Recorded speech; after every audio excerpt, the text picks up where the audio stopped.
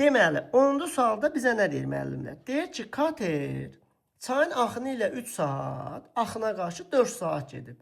Deməli, biz düşünürük ki, 10-cu sualda katerin sürəti 21. Bax, görürsünüz, öz sürətini verib. Deməli, yazdınız və kater bərabərdir 21-ə. Çayın axma sürəti isə 2. Onda yazdıq və çay bərabərdir 2-yə. Deyir ki, kater bu müddət ərzində nə qədər yol gedər? Bax, müəllimlər, diqqət eləyirik. Kater axın ilə 3 saat gedibsə, tez axın ilə sözünü gördüm. Axın ilə sürətlər toplanar. Onda olar V kater plus V çay. Yəni 21 üstəgəl 2. Sizə nə verər? 23. Axın ilə sürətin 23-dür, zamanında 3 saatdır. Onda getdiyin yol 23 vuraq 3 edər 69 kilometrə. Bu sizi burada gözləsin. Vergül. Deyir, axına qarşı 4 saat. Müəllim, axına qarşı deyirsə V kater çıxaq V çay bərabərdir.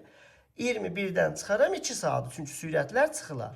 O da bizə nə vermiş olar? 19. Onda neçə saata gedib? 4 saata gedib. 4 saata getdiyinə görə S də bərabərdir. 19 vuraq 4 edər 76 kilometr. Axını ilə 69, axına qarşı 76 getsə, bizdən bütün yolu istədiyinə görə 69 plus 76, 5, 145 eləyər. Doğru cavabımız B variantı.